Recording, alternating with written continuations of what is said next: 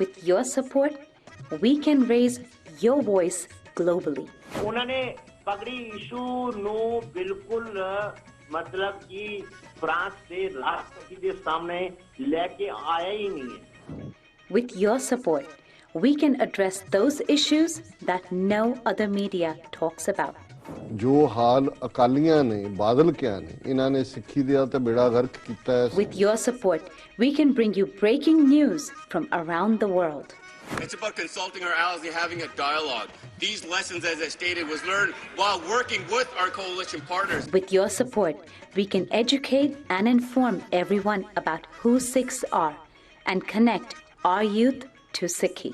ਜਿਹੜਾ ਕੋਈ ਮਹਾਨ ਸਿੱਖ ਹੈ ਕਿਹੜਾ ਤੁਹਾਡਾ ਰੋਲ ਮਾਡਲ ਹੈ? ਸੰਤ ਗਿਆਨੀ ਜਰਨੈਲ ਸਿੰਘ ਭਿੰਡਰਾਂ ਵਾਲੇ. And it's just representative of a culture that's all about peace. Support your TV channel and help us take your voices to everyone around the world for every human rights issue. United Sikh ਜਥੇਬੰਦੀ ਨੇ French ਅਤੇ European courts ਦੇ ਨਾਲ-ਨਾਲ United Nations Human Rights Committee ਦਾ ਦਰਵਾਜ਼ਾ ਵੀ ਖੜਕਾਇਆ. All of this is only possible with your generous donations. Continue your support to us and let's go further together. To donate today, please log on to our website www.tv84.tv and donate via PayPal on our website, or you can mail us your donations to TV84 36-01 37th Avenue, Long Island City, New York 11101.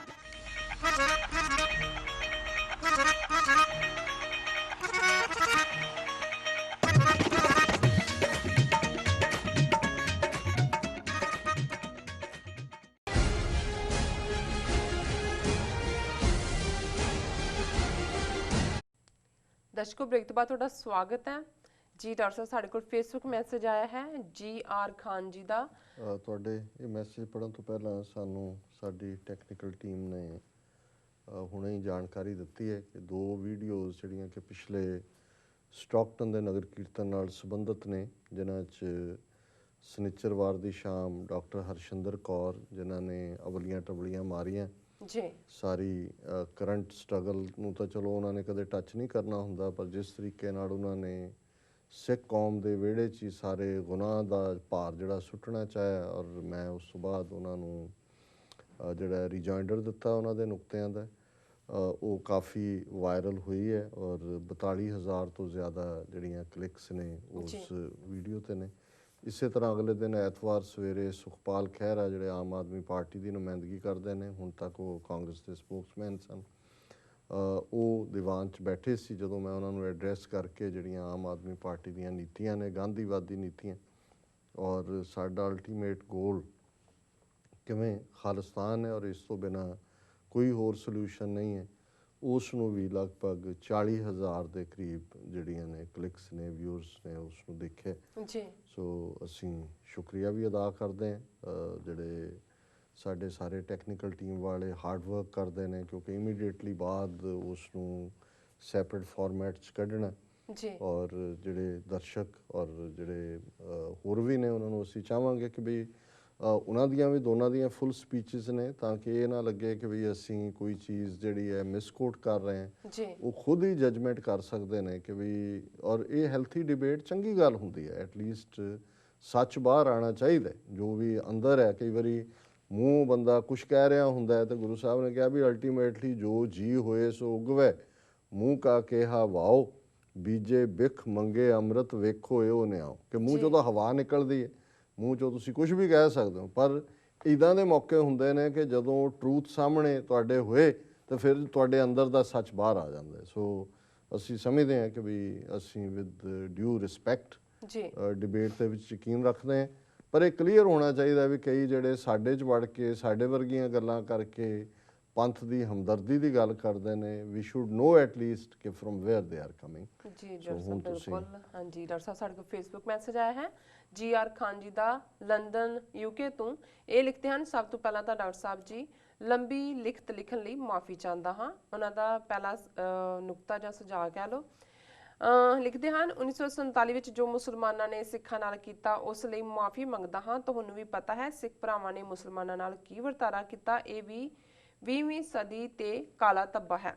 ਦੂਸਰਾ, ਪਾਕਿਸਤਾਨ ਦੀ ਜ਼ਿਆਦਾਤਰ ਆਬਾਦੀ ਪੰਜਾਬ ਵਿੱਚ ਵਸਦੀ ਹੈ, ਇਸ ਲਈ ਸਾਡਾ ਸੱਭਿਆਚਾਰ ਅਤੇ ਹੋਰ ਬਹੁਤ ਕੁਝ ਸਾਂਝਾ ਹੈ। ਤੀਸਰਾ, ਮੁਸਲਮਾਨ ਹੋਣ ਦੇ ਨਾਤੇ ਅਸੀਂ ਪਾਕਿਸਤਾਨ ਨਾਲੋਂ ਮੱਕੇ ਮਦੀਨੇ ਦੀ ਜ਼ਿਆਦਾ ਇੱਜ਼ਤ ਕਰਦੇ ਹਾਂ। ਅਸੀਂ ਆਪਣੇ ਨਬੀ ਦੀ ਧਰਤੀ ਲਈ ਆਪਣੀ ਧਰਤੀ ਦੀ ਕੁਰਬਾਨੀ ਦੇ ਸਕਦੇ ਹਾਂ, ਪਰ ਇਹ ਭਾਵਨਾ ਗੁਰੂ ਨਾਨਕ ਪ੍ਰਤੀ ਸਾਡੇ ਸਿੱਖ ਭਰਾਵਾਂ ਵਿੱਚ ਨਹੀਂ ਦਿਸਦੀ। ਪਾਕਿਸਤਾਨ ਖੁਸ਼ਕਿਸਮਤ ਹੈ ਕਿ ਗੁਰੂ ਨਾਨਕ ਇੱਥੇ ਵਸਦੇ ਹਨ। ਸਿੱਖ ਭਰਾ ਇਸ ਧਰਤੀ ਦੀ ਸੁਰੱਖਿਆ ਕਰਨ ਦੀ ਥਾਂ ਤੇ ਜਾਸੂਸੀ ਕਰਦੇ ਹਨ। ਚੌਥਾ, 1947 ਵਿੱਚ ਸਾਰੇ ਮੁਸਲਮਾਨ ਪਾਕਿਸਤਾਨ ਲਈ ਰਾਜੀ ਨਹੀਂ ਸੀ ਹੋਏ, ਇਸ ਕਰਕੇ ਇਹ ਨਾ ਸਮਝਿਆ ਜਾਵੇ ਕਿ ਖਾਲਿਸਤਾਨ ਲਈ ਸਾਰੇ ਹੀ ਸਿੱਖ ਇਕਮੁੱਠ ਹੋਣਗੇ। ਕਿਸੇ ਵੀ ਕੌਮ ਲਈ ਇਹ ਇੱਕ ਔਖੀ ਘੜੀ ਹੁੰਦੀ ਹੈ। ਤੁਸੀਂ ਆਪਣੀ ਕੌਮ ਦੀ ਚੜ੍ਹਦੀ ਕਲਾ ਲਈ ਹਰ ਬੰਦੀ ਕੋਸ਼ਿਸ਼ ਕਰ ਰਹੇ ਹੋ, ਪਰ ਲੋਕ ਆਪਣੀ ਐਸ਼ਪ੍ਰਸਤੀ ਜ਼ਿੰਦਗੀ ਵਿੱਚ ਮਸ਼ਰੂਫ ਹਨ। ਪਾਕਿਸਤਾਨ ਦੀ ਆਵਾਮ ਤੁਹਾਡੇ ਨਾਲ ਹੈ, ਪਰ ਸਾਡੀ ਸਰਕਾਰ ਡਰਪੋਕ ਹੈ ਅਤੇ ਹਾਰੀ ਹੋਈ ਹੈ। ਪਰ ਸਿੱਖ ਇੱਕ ਬਹਾਦਰ ਕੌਮ ਹੈ। ਉਮੀਦ ਕਰਦਾ ਹਾਂ ਤੁਸੀਂ ਇਹਨਾਂ ਚੁਣੌਤੀਆਂ ਦਾ ਸਾਹਮਣਾ ਆਪ ਕਰੋਗੇ। ਚੜ੍ਹਦੀ ਕਲਾ ਦੀ ਆਸ ਵਿੱਚ। ਧੰਨਵਾਦ ਜੀ ਡਾਕਟਰ ਸਾਹਿਬ। GR ਖਾਨ ਜੀ ਦਾ ਬਹੁਤ ਬਹੁਤ ਸ਼ੁਕਰੀਆ। ਉਹਨਾਂ ਨੇ ਸਾਨੂੰ ਲੰਡਨ UK ਤੋਂ ਲਿਖਿਆ ਜੀ। ਔਰ ਮੈਂ ਜਿਵੇਂ ਪਹਿਲਾਂ ਕਹਿ ਕੇ ਹਟਿਆ, ਜਦੋਂ ਕੋਈ ਵੀ ਹੈਲਥੀ ਨੁਕਤੇ ਡਿਬੇਟ ਦੇ ਵਿੱਚ ਆਉਂਦੇ ਨੇ ਤੇ ਉਹਨਾਂ ਨੂੰ ਉਸੇ ਸਪਿਰਿਟ 'ਚ ਹੀ ਲੈਣਾ ਚਾਹੀਦਾ।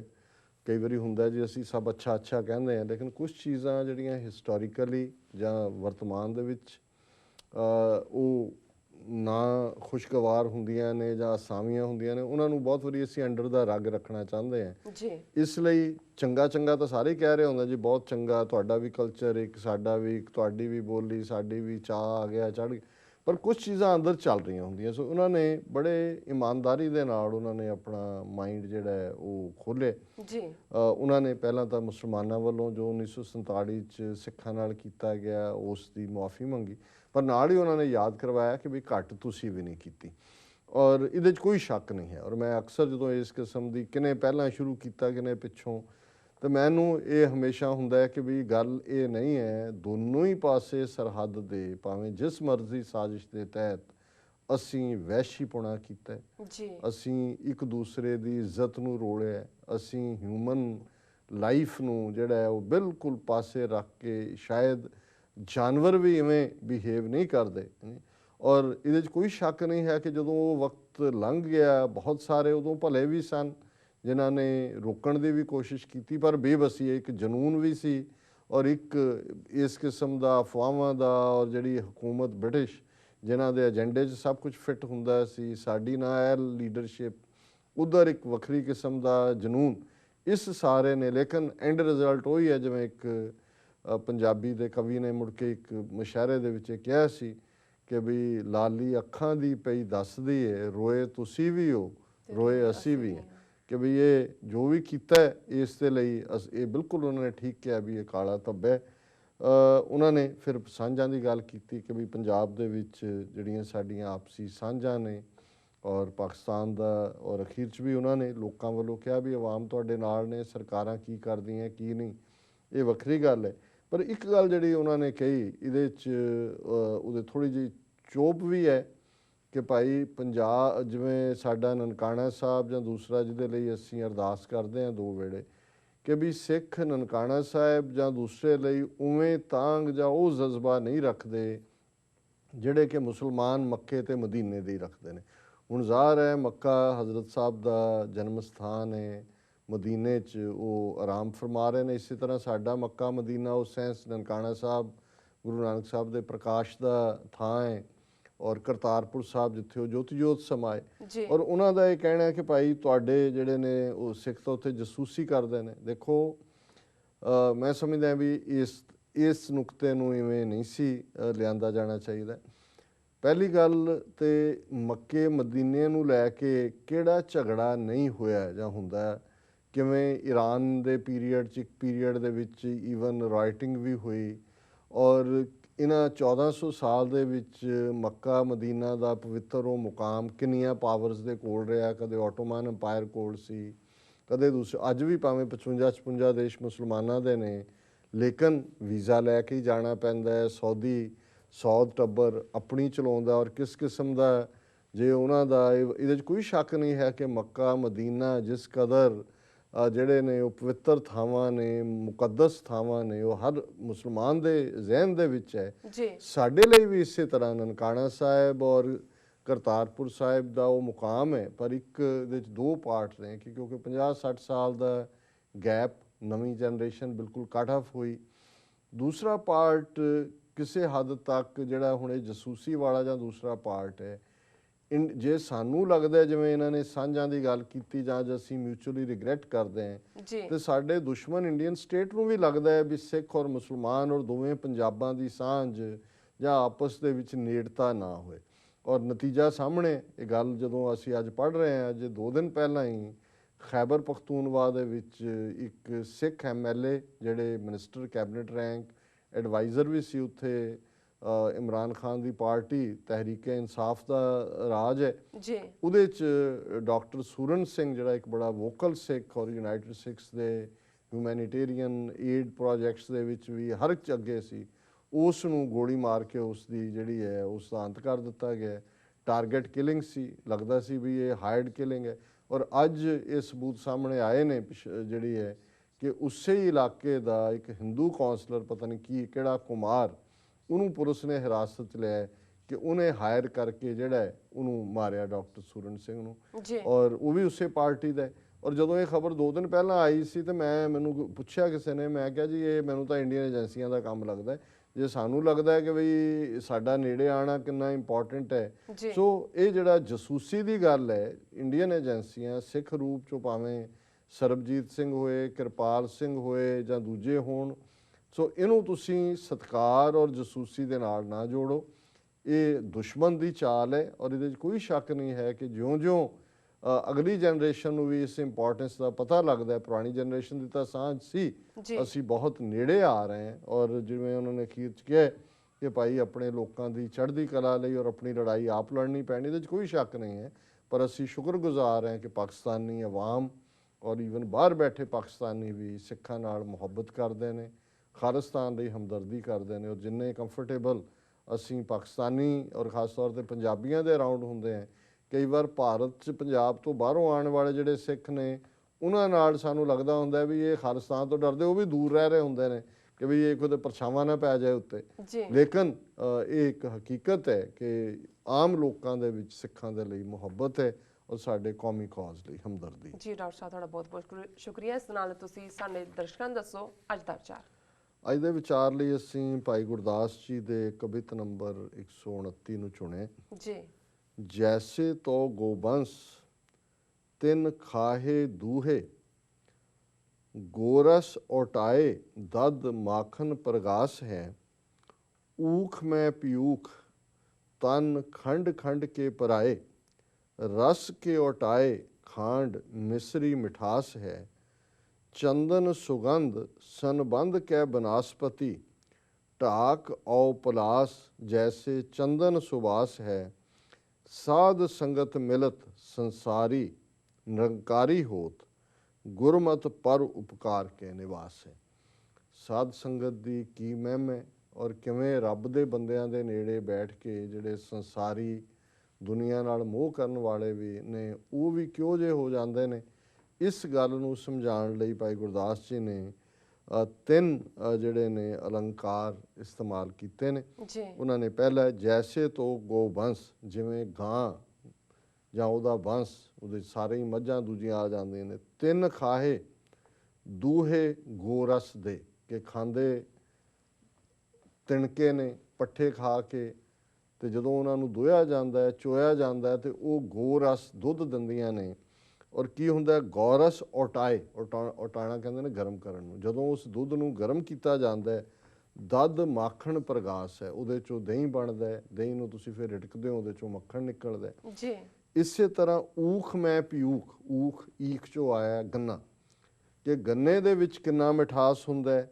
ਤਨ ਖੰਡ ਖੰਡ ਕੇ ਪਰਾਏ, ਉਸ ਗੰਨੇ ਨੂੰ ਜਦੋਂ ਵੇਲਣੇ ਦੇ ਵਿੱਚ ਵੇਲਿਆ ਜਾਂਦਾ ਹੈ ਤੇ ਉਹਦਾ ਟੁਕੜੇ ਟੁਕੜੇ ਹੁੰਦਾ ਹੈ, ਪਰ ਉਸ 'ਚੋਂ ਜਿਹੜਾ ਰਸ ਬਣਦਾ ਹੈ, ਰਸ ਕੇ ਔਟਾਏ, ਜਦੋਂ ਤੁਸੀਂ ਉਸ ਰਸ ਨੂੰ ਉਬਾਲਦੇ ਹੋ, ਖਾਂਡ ਮਿਸਰੀ ਮਿਠਾਸ ਹੈ, ਉਹਦੇ 'ਚੋਂ ਖੰਡ ਬਣਦੀ ਹੈ, ਉਹਦੇ 'ਚੋਂ ਮਿਸਰੀ ਬਣਦੀ ਹੈ, ਉਹਦੇ 'ਚੋਂ ਰੋਹ ਬਣਦਾ ਹੈ। ਚੰਦਨ ਸੁਗੰਧ ਸੰਬੰਧ ਕੈ ਬਨਾਸਪਤੀ, ਹੁਣ ਚੰਦਨ ਇੱਕ ਬੜੀ ਖੂਬਸੂਰਤੀ ਜਿਹੜਾ ਖੁਸ਼ਬੂ ਦੇਣ ਵਾਲਾ ਦਰਖਤ ਹੈ ਕਿ ਚੰਦਨ ਦੀ ਸੁਗੰਧ ਉਸ ਦੇ ਆਲੇ ਦੁਆਲੇ ਜਿੰਨੀ ਬਨਸਪਤੀ ਜਿੰਨੇ ਰੁੱਖ ਹੁੰਦੇ ਨੇ, ਢਾਕ ਔ ਪਲਾਸ ਜੈਸੇ ਚੰਦਨ ਸੁਬਾਸ ਹੈ। ਢਾਕ ਪਲਾਸ ਆਮ ਵਾਈਲਡ ਗ੍ਰਾਸ ਹੈ ਜੀ ਤੇ ਉਹ ਵਾਈਲਡ ਗ੍ਰਾਸ ਜਿਹੜੀ ਹੈ, ਜੇ ਚੰਦਨ ਦਾ ਰੁੱਖ ਹੈ ਤੇ ਉਹ ਸਾਰੇ ਹੀ ਖੁਸ਼ਬੂ ਦੇ ਨਾਲ ਭਰ ਜਾਂਦੇ ਨੇ। ਉਹ ਦਰਖਤ ਵੀ ਜਿਹੜੇ ਘਾਹ ਫੂਸ ਹੁੰਦੇ ਨੇ। ਸਾਧ ਸੰਗਤ ਮਿਲਤ, ਇਸੇ ਤਰ੍ਹਾਂ ਸਾਧ ਸੰਗਤ ਦੇ ਵਿੱਚ ਮਿਲ ਕੇ ਸੰਸਾਰੀ ਨਿਰੰਕਾਰੀ ਹੋਤ, ਕਿ ਜਿਹੜਾ ਸੰਸਾਰੀ ਮਨੁੱਖ ਹੈ ਮੋਹ ਮਾਇਆ 'ਚ ਫਸਿਆ ਹੋਇਆ, ਉਹ ਨਿਰੰਕਾਰ ਦੇ ਪਿਆਰ ਵਾਲਾ ਇਨਸਾਨ ਬਣ ਜਾ। ਅੱਜ ਤਾਂ ਜਾਲੀ ਨਿਰੰਕਾਰੀਆਂ ਨੇ ਵਰਡ ਹੀ ਬਦਨਾਮ ਕਰ ਦਿੱਤਾ ਹੈ। ਨਹੀਂ ਤਾਂ ਜਦੋਂ ਗੁਰੂ ਨਾਨਕ ਸਾਹਿਬ ਨੂੰ ਪੁੱਛਿਆ ਜਾਂਦਾ ਸੀ ਕੌਣ ਸਾ ਦੇਸ਼ ਕਹਾਂ ਸੇ, ਜਿੱਥੇ ਵੀ ਜਾਣਾ ਤਾਂ ਉਹ ਕਹਿੰਦੇ ਸੀ ਮੇਰਾ ਨਾਮ ਨਾਨਕ ਨਿਰੰਕਾਰੀ। ਜੀ ਨਿਰੰਕਾਰ ਦੇ ਨਾਲ, ਨਿਰੰਕਾਰ ਦਾ ਮਤਲਬ ਨਿਰਆਕਾਰ, ਜਿਹਦੀ ਕੋਈ ਸ਼ਕਲ ਨਹੀਂ, ਉਹਦਾ ਕੋਈ ਰੂਪ ਰੰਗ ਨਹੀਂ ਹੈ ਉਸ ਰੱਬ ਦਾ। ਉਹ ਕਣ ਕਣ 'ਚ ਵਸਿਆ ਹੋਇਆ ਹੈ, ਜ਼ਰੇ ਜ਼ਰੇ 'ਚ ਵਸਿਆ ਹੋਇਆ। ਤੇ ਭਾਈ ਸਾਹਿਬ ਯਾਦ ਕਰਵਾਉਂਦੇ ਨੇ ਕਿ ਸਾਧ ਸੰਗਤ ਮਿਲਤ, ਇਸ ਗੱਲ ਦੀ ਸੰਸਾਰੀ ਬਿਰਤੀ ਵਾਲੇ ਇਨਸਾਨ ਨੂੰ, ਘਿਰਾੜ ਬਿਰਤੀ ਵਾਲੇ ਇਨਸਾਨ ਨੂੰ, ਬਣਕ ਬਿਰਤੀ ਵਾਲੇ ਇਨਸਾਨ ਨੂੰ, ਮਾਇਆ ਦੀ ਗਿਣਤੀ ਸਵੇਰ ਤੋਂ ਸ਼ਾਮ ਤੱਕ ਕਰਨ ਵਾਲੇ ਇਨਸਾਨ ਨੂੰ ਜਦੋਂ ਸਾਧ ਸੰਗਤ 'ਚ ਆਉਂਦਾ ਹੈ, ਇਹ ਸਮਝ ਆਉਂਦੀ ਹੈ ਕਿ ਇਹ ਤਾਂ ਕੁਛ ਨਹੀਂ ਹੈ ਜੀ ਇਹ ਤਾਂ ਕੁਛ ਵੀ ਨਾਲ ਨਹੀਂ ਜਾਣਾ ਹੈ। ਇਹ ਤਾਂ ਸਾਡੇ ਵਡੇਰੇ ਕੌਣ ਲੈ ਗਏ ਨਾਲ। ਤੇ ਨਿਰੰਕਾਰੀ ਹੋਤ, ਉਹ ਰੱਬ ਦੇ ਪਿਆਰ ਵਾਲਾ, ਰੱਬ ਨਾਲ ਜੁੜਿਆ ਹੋਇਆ ਇਨਸਾਨ ਹੋ ਜਾਂਦਾ ਹੈ। ਫਿਰ ਉਹ ਕੀ ਹੁੰਦਾ ਹੈ, ਗੁਰਮਤ ਪਰ ਉਪਕਾਰ ਕੇ ਨਿਵਾਸ ਹੈ। ਫਿਰ ਉਹ ਗੁਰੂ ਦੀ ਮੱਤ 'ਚ ਚੱਲਦੇ ਆ, ਉਹਨੂੰ ਇਸ ਗੱਲ ਦੀ ਸਮਝ ਆਉਂਦੀ ਹੈ ਕਿ ਆਪਣਾ ਢਿੱਡ ਭਰਨਾ ਕਾਫੀ ਨਹੀਂ ਹੈ, ਪਰ ਉਪਕਾਰ। ਜੀ ਬ੍ਰਹਮ ਗਿਆਨੀ ਪਰ ਉਪਕਾਰ ਉਮਾਹਾ, ਜੀ ਕਿ ਭਾਈ ਇਹ ਦੂਸਰਿਆਂ ਦੇ ਹਿੱਤ ਦੇ ਵਿੱਚ ਆਪਣੀ ਜ਼ਿੰਦਗੀ ਗੁਜ਼ਾਰੋ। ਕਿਉਂਕਿ ਉਹਨੂੰ ਇਹ ਸਮਝ ਆ ਜਾਂਦੀ ਹੈ ਕਿ ਭਾਈ ਜਿਹੜੀ ਸੇਵਾ ਹੈ, ਇਨਸਾਨੀਅਤ ਦੀ ਸੇਵਾ, ਖਲਕਤ ਦੀ ਸੇਵਾ, ਵਿਣ ਸੇਵਾ ਤ੍ਰਿਗ ਹੱਥ ਪੈਰ ਹੋਰ ਨੇਫਲ ਕਰਨੀ, ਹੋਰ ਕੋਈ ਜੀਵਨ 'ਚ ਨਹੀਂ ਹੈ।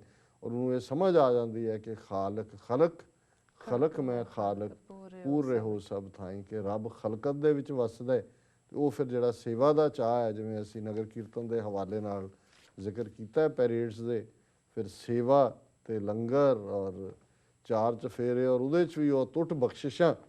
ਉਹ ਔਰ ਜਿਵੇਂ ਸਾਡੇ ਮਿੱਤਰ ਕਹਿੰਦੇ ਨੇ ਕਿ ਭਾਈ ਸਿੱਖ ਜਿਹੜਾ ਸਭ ਤੋਂ ਬੈਸਟ ਉਹਦਾ ਲੰਗਰ 'ਚ ਜਾ ਕੇ ਜਿੰਨਾ ਮਰਜ਼ੀ ਮਾੜਾ ਹੋਏ ਸਿੱਖ ਬਣ ਜਾਂਦਾ, ਉਹਦੇ ਫਿਰ ਉਹਦਾ ਹੱਥ ਰੁਕਦਾ ਨਹੀਂ ਹੈ। ਸੋ ਇਹ ਪਰਉਪਕਾਰ ਦੀ ਗੱਲ ਹੈ। ਸੋ ਇਹ ਅੱਜ ਦਾ ਵਿਚਾਰ। ਜੀ ਡਾਕਟਰ ਸਾਹਿਬ, ਤੁਹਾਡਾ ਬਹੁਤ ਬਹੁਤ ਸ਼ੁਕਰੀਆ, ਤੁਸੀਂ ਅੱਜ ਦਾ ਵਿਚਾਰ ਸਾਡੇ ਦਰਸ਼ਕਾਂ ਨਾਲ ਸਾਂਝਾ ਕੀਤਾ। ਇਸ ਆਪਣੇ ਵਿਊਅਰਸ ਕੋਲ ਲੈਣੇ ਇਜਾਜ਼ਤ। ਵਿਊਅਰਸ, ਸਾਡੇ ਪ੍ਰੋਗਰਾਮ ਦਾ ਸਮਾਂ ਇੱਥੇ ਸਮਾਪਤ ਹੁੰਦਾ। ਤੁਸੀਂ ਆਪਣੀ ਰਾਏ ਤੇ ਸੁਝਾਅ ਸਾਨੂੰ ਭੇਜਣਾ ਭੁੱਲਣਾ ਸਾਡੇ ਇਸ ਪਤੇ ਤੇ sos@tv84.tv ਤੇ। ਅਸੀਂ ਆਪਣਾ ਪ੍ਰੋਗਰਾਮ ਲੈ ਕੇ ਫਿਰ ਦੁਬਾਰਾ ਹਾਜ਼ਰ ਹੋਵਾਂਗੇ। ਤਦ ਤੱਕ ਲਈ ਮੈਨੂੰ ਤੇ ਆਪਣੇ ਨਾਲ ਸੁਣਾਗਿਆ ਦਿਓ। ਦੇਖਦੇ ਰਹੋ TV 84। ਬੁਲਾ ਦਿਓ ਫਤਿਹ। ਵਾਹਿਗੁਰੂ ਜੀ ਕਾ ਖਾਲਸਾ, ਵਾਹਿਗੁਰੂ ਜੀ ਕੀ ਫਤਿਹ।